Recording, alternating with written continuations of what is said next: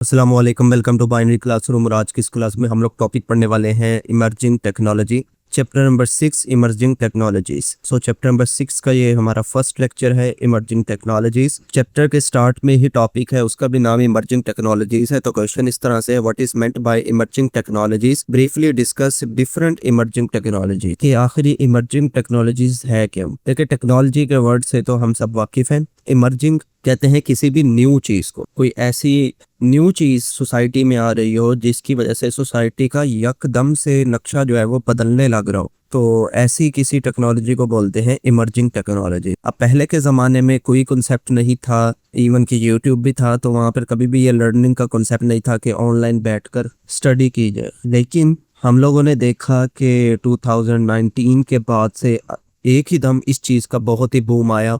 Online studies, ये online courses, इसी तरह वर्क फ्रॉम होम का तो नाम भी किसी ने नहीं सुना था कि घर बैठे भी कोई काम हो सकता है। हाँ, फ्रीलांसिंग होती थी उससे भी पहले, लेकिन वर्क फ्रॉम होम का मतलब ये है कि ऑफिस तो आपके शहर में मौजूद है लेकिन आप घर बैठ के काम कर रहे हो। इस चीज़ का कोई कंसेप्ट नहीं होता था, आपको ऑफिस जाना होता था। तो ये सारी चीज़ें बाद में ही, अब इन सारी चीज़ों के आने से नए नए टूल्स आए, तो उनमें जो टेक्नोलॉजी इस्तेमाल हो रही थी, तो इन तमाम टेक्नोलॉजीज को बोलते हैं इमर्जिंग टेक्नोलॉजीज। ठीक है। So emerging technologies are the new tools. कोई नया टूल आए, सिस्टम और मेथड, या फिर कोई नया सिस्टम इंट्रोड्यूस करवाया जाए सोसाइटी में, कोई नया मेथड इंट्रोड्यूस करवाया जाए, दैट आर बीइंग डेवलप्ड और have recently started to be use, क्योंकि अभी अभी जो है वो मार्केट में आया हो, किसी और जगह आया हो, आपने अडॉप्ट किया हो, तो ऐसी चीज को इमर्जिंग टेक्नोलॉजीज बोलते हैं। अब जिस तरीके से आर्टिफिशियल इंटेलिजेंस कोई कॉन्सेप्ट नहीं था, हालांकि आर्टिफिशियल इंटेलिजेंस ईयर 2000 से भी पहले की एग्जिस्ट करती थी,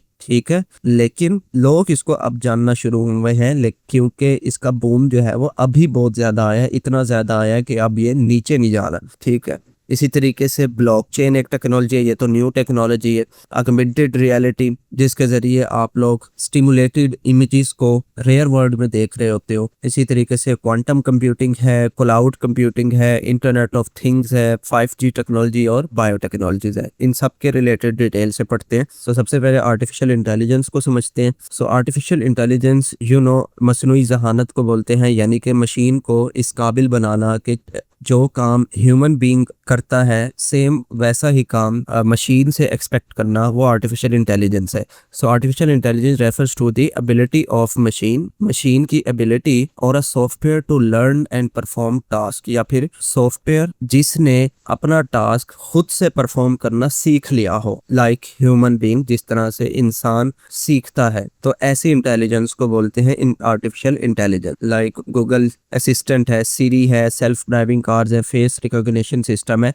तो ये सारे के सारे हैं, ये आर्टिफिशियल इंटेलिजेंस है। सीरी और गूगल असिस्टेंट का आप लोगों ने नाम सुना होगा, ये मोबाइल फोन्स में होते हैं। सीरी जो है वो आईफोन में होता है, वो अक्सर आपने देखा होगा, वो इस तरह बोलते हैं, हाई सीरी ओपन ब्राउजर, हाई सीरी ओपन गैलरी, हाई सीरी ओपन फेसबुक, इस तरह से कमांड्स दे रहे होते हैं। तो ये आईफोन वगैरह में होती है। इसी तरह गूगल जो बाकी एंड्रॉइड है उसमें गूगल असिस्टेंट के नाम से ये चीज़ मौजूद होती है सेम। उसको भी अगर आप कोई कमांड देते हैं कि ओपन कैमरा, तो वो कैमरा ओपन कर देता है। और ये सारी चीज़ें ये हर किसी के मोबाइल में होती है। आप अपने मोबाइल का होम वाला बटन जो है वो लॉन्ग प्रेस करके रखेंगे, तो अगर आपके पास एंड्रॉयड फ़ोन है तो उसमें गूगल असिस्टेंट जो है वो इस तरह से ओपन हो जाएगा। ठीक है। अच्छा, इसी तरह हमारे पास सेल्फ ड्राइविंग कार्स होती हैं। सेल्फ ड्राइविंग कार बेसिकली वो कार्स होती है जिनके अंदर अगर ड्राइवर भी मौजूद ना हो तब भी वो ऑटोमेटिकली ऑपरेट कर रही होती है। कैसे ऑपरेट कर रही हैं, बेसिकली इनके अंदर बहुत सारे कैमरास लगे होते हैं इसके चारों तरफ, और सेंसर्स होते हैं। तो उन कैमरास और सेंसर्स का इस्तेमाल करते हुए ये अपने आसपास के रेडियस में जो भी माहौल होता है उसको डिटेक्ट करता है और उसी हिसाब से डिसीजन लेता है कि कितनी स्पीड रखनी है, कब टर्न करना है, क्या चीज़ कैसे करनी है। तो ये सेल्फ ड्राइविंग कार का फीचर होता है। इसी तरीके से हमारे पास फेस रिकॉग्निशन सिस्टम है, ये भी एआई के जुमरे में आता है। हर किसी का फेस स्ट्रक्चर जो है वो डिफरेंट होता है, उसके अंदर यूनिक पैटर्न्स होते हैं। इस दुनिया में किसी भी इंसान का फेशियल जो स्ट्रक्चर है वो किसी दूसरे से मैच नहीं करता। अब आम आंख को देखने में ये लग सकता है कि दो कोई हम शक्ल से लोग हैं, इवन कि वो अगर जुड़वा लोग भी हों, लेकिन उनका जो फेशियल स्ट्रक्चर होगा ना, वो फेशियल स्ट्रक्चर बहुत ही डीप कॉन्सेप्ट होता है इस चीज़ का। तो इसलिए इसको रिकॉग्नाइज करने के लिए मशीन्स हैं, आर्टिफिशियल इंटेलिजेंस है, तो वो स्पेसिफिकली फेस का स्ट्रक्चर जो है वो डिफाइन करती हैं और फिर उसको कंपेयर करती हैं दूसरे किसी फेस के साथ, और वो यूनिक होता है। तो इससे क्या हो सकता है कि हम ये जो जितने भी फेशियल लॉक सिस्टम है, इसी तरह एयरपोर्ट्स वगैरह पे भी फेस के साथ किसी भी शख्स को पहचाना जा सकता है। स्मार्ट सिटी में आए तो जो डेवलप्ड कंट्रीज या सिटीज़ होती हैं उनमें भी ये फेशियल रिकॉग्निशन सिस्टम होता है कि कहीं आप बाहर सफ़र के लिए जा रहे हैं, कोई क्राइम हो गया उसके अंदर किसी को इन्वेस्टिगेट करना है, तो कोई फुटेज से आप लोगों ने किसी की इमेज जो है उसका स्ट्रक्चर मालूम किया जो जिसके साथ मैच करेगा, उसके साथ फिर इन्वेस्टिगेशन की जाएगी। तो इस तरह की बहुत सारी चीज़ें जिनमें ये इस्तेमाल होता है। नेक्स्ट बढ़ते हैं क्लाउड कंप्यूटिंग। सो क्लाउड कंप्यूटिंग आज के दौर की बड़ी अहम टेक्नोलॉजी है। जितना भी डेटा है, क्योंकि आज के दौर में डेटा जो है वो बहुत ज़्यादा हो गया है, ठीक है। पहले के दौर में यहीं से अंदाज़ा लगा लें कि वो जो मोबाइल फ़ोन आते थे उसमें कितने जीबी होते थे, 2-2 GB के भी मेमोरी कार्ड होते थे, ठीक है। मुझे याद है हमने भी इस्तेमाल किया हुए 2-2 GB के मेमोरी कार्ड होते थे, उसमें भी इतनी सारी चीज़ें आ जाती थी, फिर भी स्पेस फ्री होती थी। लेकिन आज के दौर में अगर आप देखें मोबाइल फ़ोन्स में तो वो 256 मिनिमम जो है स्टोरेज होती है, इसी तरह 512 1 TB, और इस तरह इससे नीचे तो कोई बात ही नहीं करता। तो ऐसी सिचुएशन में जब हमारे पास बहुत ही लार्ज अमाउंट में डेटा मौजूद है तो हुआ क्या कि इतना सारा डेटा तो आप अपनी लोकल मशीन में रख नहीं सकते। तो इसके लिए कुछ टेक्नोलॉजीज है जिसको क्लाउड कंप्यूटिंग बोला जाता है। ये बेसिकली कंपनीज के पास सर्वर्स होते हैं जो कि उन्होंने अपने पास रखे होते हैं, उनका काम सिर्फ होता है डाटा को स्टोर करना। आप इंटरनेट का इस्तेमाल करते हुए उनके ऊपर डाटा अपलोड कर सकते हो और जब आपको ज़रूरत होती है तो आप उसको वापस से डाउनलोड कर लेते हो। So cloud computing refers to the delivery of computing services such as data storage, software application and processing power over the internet। Internet का इस्तेमाल करते हुए डेटा स्टोरेज हासिल करना या कोई सॉफ्टवेयर एप्लीकेशन को एक्सेस करना, ये क्लाउड कंप्यूटिंग कहलाता है। It allow user to access these service without installing them on the local device। बजाय इसके कि आप अपने लैपटॉप में स्टोरेज डिवाइस मज़ीद बढ़ाएं, ख़ुद से ख़रीदें, आप क्या कर सकते हैं इन सर्विसेज का इस्तेमाल करके। ऑब्वियसली ये भी मंथली कुछ ना कुछ या ईयरली कुछ ना कुछ इनके चार्जेस होते हैं, लेकिन आपके हार्डवेयर से कम ही होते हैं, ठीक है। वैसे तो ये फ्री भी बहुत सारी जीबी जो है वो आपको प्रोवाइड कर देते हैं, तो आप उनके ऊपर डाटा अपलोड कर देते हैं। जब भी आपको चाहिए होता है तो आप वापस से उसको डाउनलोड भी कर सकते हैं इंटरनेट का इस्तेमाल करते हुए। अब बहुत सारी सर्विसेज हैं क्लाउड कंप्यूटिंग में, जिस तरह गूगल ड्राइव है, हर मोबाइल में ये मौजूद होती है। इसी तरह ड्रॉप बॉक्स है, Amazon AWS है, वन ड्राइव है, माइक्रोसॉफ्ट वगैरह में होती है। तो ये जो सारी चीज़ें हैं इनका काम है कि ये कंपनीज अलग अलग हैं, हर किसी की डिफरेंट प्राइसिंग है। आप उनको चंद पैसे देकर उनसे 1 TB 2 TB जितना भी आपको चाहिए होता है स्टोरेज आप उससे परचेज कर लेते हो और अपना डाटा इजीली वहां पर रख सकते हो। नंबर 3 पर है ब्लॉकचेन टेक्नोलॉजी, आज के दौर की most demanding technology. So blockchain basically it's a digital ledger. क्या है ये? डिजिटल लेजर, या फिर सिंपल अल्फाज में आप इसको एक डेटाबेस ट्रांजैक्शन सॉफ्टवेयर भी कह सकते हो। अब इसका भी काम वही है कि डाटा को स्टोर करके रखना, ठीक है, लेकिन ये डाटा को एक बड़े यूनिक पैटर्न में स्टोर करता है। ये करता ये है कि इस तरह से इसके अंदर कुछ ब्लॉक्स होते हैं, उस ब्लॉक्स के अंदर दो चीज़ें होती हैं। डाटा तो होगा ही होगा ऑब्वियसली, लेकिन डाटा के साथ दो चीज़ें होती हैं। एक उसके खुद का कोई ना कोई एड्रेस होता है जिसको हैश बोलते हैं, एक उससे पहले जो भी ब्लॉक लिंक होता है उसका भी हैश मौजूद होता है। तो इस तरीके से एक सिक्योर चेन बनती है, इसलिए इसको ब्लॉक चेन बोलते हैं। अब इसका फ़ायदा क्या है? फ़ायदा इसका ये होता है, लेट सपोज ये जो ब्लॉक 2 है, इस ब्लॉक 2 के अंदर मैंने कुछ डेटा रखा हुआ है और इस डाटा के साथ साथ एक तो इसके खुद का कोई ना कोई एड्रेस होगा, हैश होगा, और एक इससे पहले वाला जो ब्लॉक होगा उसका भी कोई ना कोई हैश होगा, ठीक है, कोई ना कोई ये रैंडम सा नंबर होता है, की होती है। अब मेरा डाटा इसके अंदर बिल्कुल सिक्योर पड़ा होगा, मुझे किसी भी किस्म की टेंशन लेने की जरूरत नहीं है। अब सवाल ये आता है कि इस चीज को हैक किया जा सकता है। अब देखिए, जब भी हैकर स्पेसिफिकली मेरे इस डाटा को हैक करने की कोशिश करेगा तो हैक करने के दौरान कुछ भी हो सकता है। हैक करते हुए लेट सपोज उससे कुछ गलती हुई और ये डाटा जो है वो किसी तरीके से करप्ट हो गया, तो वो इस डाटा को एक्सेस नहीं कर पाएगा। कैसे एक्सेस नहीं कर पाएगा कि वो ऑब्वियस सी बात है, इसको जब हैक करेगा तो इसके जो भी स्ट्रक्चर होगा इसका, उसके अंदर कोई चेंज करने की कोशिश करेगा। ऐसे तो कोई चीज हैक नहीं होती ना। तो जब वो इसको चेंज करने की कोशिश करेगा तो इसका जो हैश है वो भी चेंज हो जाएगा। तो जब इसका हैश चेंज होगा, इसका मतलब इससे नेक्स्ट जो भी कनेक्ट होगा उसका भी हैश चेंज हो जाएगा। कैसे? अगर आप देखें मेरे ब्लॉक 2 का हैश देखें, जो भी नंबर लिखा हुआ है 8Y5C9, जो नेक्स्ट ब्लॉक है उसका अगर आप प्रीवियस हैश देखें तो उसका नंबर भी यही सेम वाला ही है। तो जब कोई भी छेड़खानी इसके साथ की जाएगी, ये हैश चेंज हो जाएगा, तो इसका मतलब ये अब इससे टूट जाएगा। इसी तरीके से इसके साथ और अगर किसी ने छेड़खानी की, इसका प्रीवियस हैश खराब हो गया, तो इसके साथ भी इसका लिंक टूट सकता है। तो जब ये इसके इन सारों के साथ लिंक टूट जाएगा तो ये डाटा किसी काम का ही नहीं रहता, ये डाटा जो है वो ज़ाया हो जाता है। ठीक है, बट यहाँ सवाल ये होगा कि क्या मैं भी उस चीज़ को एक्सेस नहीं कर पाऊंगा? ऑब्वियसली जब कोई सी डाटा के ऊपर अटैक होता है तो उसको नुकसान तो पहुंचता है, लेकिन फिर भी ये ओवरऑल एक सिक्योर टेक्नोलॉजी है। इन शॉर्ट के कोई इसको हैक नहीं कर सकता।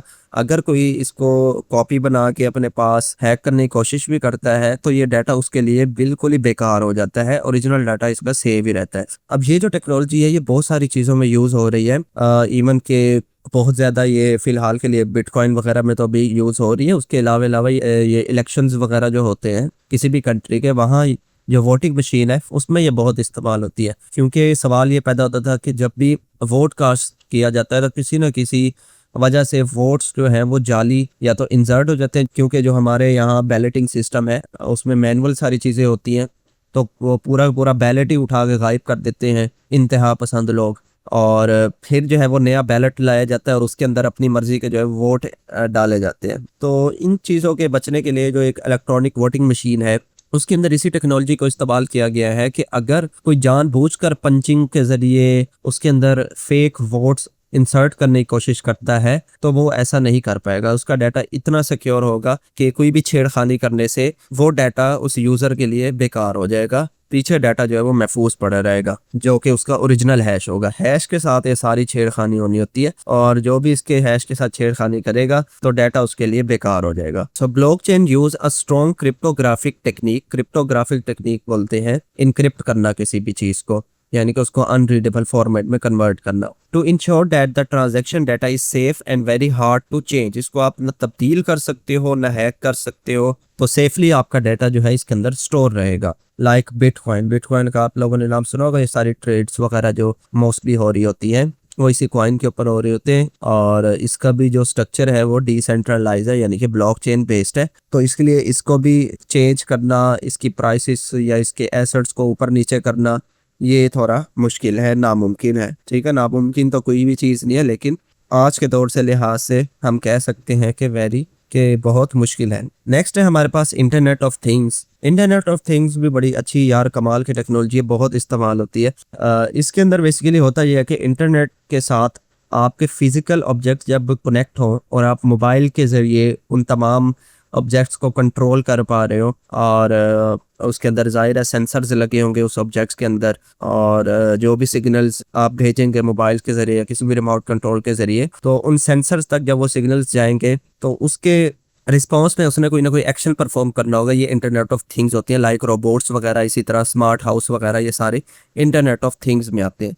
सो internet of things IoT refers to a system in which everyday physical objects are connected to the internet. आपके रोजमर्रा के जो ऑब्जेक्ट्स हैं उनको इंटरनेट के साथ कनेक्ट करना ये इंटरनेट ऑफ थिंग्स कहलाता है। दीज ऑब्जेक्ट यूज सेंसर्स, इन ऑब्जेक्ट्स के अंदर सेंसर्स लगे होते हैं, नेटवर्क कनेक्टिविटी लाइक इंटरनेट वगैरह कनेक्ट होता है, वाईफाई वगैरह, to collect send and receive data, जो कि सिग्नल्स का इस्तेमाल करते हुए डाटा को सेंड और रिसीव करते हैं और फिर उसके अगेंस्ट एक्शंस परफॉर्म करते हैं। IoT make life easier, safer and more efficient, यानी कि स्मार्ट एक तरीके से आपको बना देता है। जिस तरह से स्मार्ट हाउस होता है, स्मार्ट हाउस में बेसिकली क्या होते हैं, वहाँ की लाइट्स, वहाँ के ACs, वहाँ के विंडोज के जो कर्टन्स होते हैं, इवन वो कैमरास, डोर बेल और जो मेन गेट होता है, ये सारा कुछ आपके वॉइस कंट्रोल या मोबाइल एप्लीकेशन या फिर आपकी रेटिना स्कैन इसके साथ कनेक्ट होता है। जब भी आपकी गाड़ी बाहर आती है दरवाजे के, आप मोबाइल से उसको अनलॉक कर लेते हो, वो गेट फुल ओपन हो जाता है। फिर आप घर के अंदर वॉइस असिस्टेंट डिवाइसेस लगाए होते हैं, उनको कहते हो कोई कर्टन्स को ओपन कर दो, क्लोज कर दो, लाइट्स को ऑन कर दो, ऑफ कर दो, इस तरह के देखे होंगे आपने काफ़ी सारे वीडियोस। तो ये जो सारी चीज़ पॉसिबल है ये इंटरनेट ऑफ थिंग्स की वजह से पॉसिबल है। इसी तरह थर्मोस्टेट है। थर्मोस्टेट बेसिकली कहते हैं टेम्परेचर कंट्रोलिंग यूनिट को। आजकल हमारे यहाँ तो खैर ट्रेंड नहीं है, लेकिन बहुत सी दूसरी कंट्रीज में है कि बाहर जो मौसम हो रहा होता है उस मौसम को डिटेक्ट करते हुए जो सेंसर्स है वो घर का टेम्परेचर ऑटोमेटिकली मैनेज कर देते हैं। यानी कि अगर बाहर बहुत ज़्यादा ठंड है तो घर का टेम्परेचर ऑटोमेटिकली नॉर्मल रखा जाएगा कि ताकि बाहर की जो सर्दी है वो घर के अंदर महसूस ना हो। इसी तरह बाहर अगर बहुत गर्म मौसम है तो घर का जो टेम्परेचर है उसको कम किया जाएगा ताकि घर जो है वो ठंडा रहे। फिफ्थ नंबर पे है augmented reality and virtual reality. इसका भी बहुत बूम आया हुआ है इस टाइम मार्केट में। ऑगमेंटेड रियलिटी बेसिकली वीडियोस या इमेजेस को इस्तेमाल करते हुए जो हमारे रियल वर्ल्ड एनवायरनमेंट होता है उसके अंदर कोई ना कोई चीज रेंडर करवाना। Augmented reality are the computer generated element. ये बेसिकली कंप्यूटर जनरेटेड एलिमेंट्स होते हैं, लाइक वीडियोस हो सकती है, वो इमेज हो सकती है या फिर साउंड हो सकती है, to the real world environment के अंदर। जिस तरीके से ये आईफोन वगैरह में फीचर होता है कि आप रियल टाइम में अपना कैमरा ओपन करते हैं और ये देखिए इसने अपने घर की जो है एक हिस्से की यहाँ पर वीडियो जो है वो स्कैन कर रहा है और उसने पहले कमांड दी होगी कि मुझे यहाँ पर कोई ना कोई सोफा जो है वो रखना है। तो ऑगमेंटेड रियलिटी ने वहां पर एक सोफे का 3D मॉडल जो है वो रख के दिखाया कि किस टाइप का सोफा यहाँ पर आपके यहाँ सूट करेगा। हालांकि पीछे अगर आप देखें तो यहाँ कोई सोफा नहीं पड़ा होगा, मोबाइल में वो सोफा नजर आ रहा है। तो ऐसी चीज को ऑगमेंटेड रियलिटी बोलते हैं। इसी तरीके से एक और चीज होती है वर्चुअल रियलिटी। अब वर्चुअल रियलिटी ऑगमेंटेड रियलिटी से कई कदम आगे है। इसके अंदर क्या होता है, आप पूरे एक अलग ही कैफियत में चले जाते हो। आप एक वर्चुअल चीज को, वर्चुअल कहते हैं जो रियलिटी में एग्जिस्ट ना करते, एक वर्चुअल चीज को रियलिटी में देख भी रहे होते हैं, उसको फील भी कर रहे होते हैं, उसके साथ इंटरेक्ट कर रहे होते हैं। तो ऐसी चीज को बोलते हैं virtual reality. Virtual reality create a completely virtual environment. इसके अंदर पूरा का पूरा एक वर्चुअल एनवायरनमेंट होता है। The user can explore interact with VR using a special equipment such as VR headset. आप इसको किस तरह से एक्सप्लोर कर सकते हैं, आपको VR हेडसेट पहनना होंगे, जिस तरह से इस जो कि इस तरह के होते हैं, आप लोगों ने देखा होगा गेम्स वगैरह लोग अक्सर इसमें बहुत खेल रहे होते हैं। तो इसमें क्या होता है कि ओवरऑल आपको एक फुल फील आ रही होती है। आपने आंखों पर जो लगाया होता है आपको ऐसे लगता है कि आप गेम के अंदर मौजूद है। और ये जो हाथों में ये कंट्रोलर है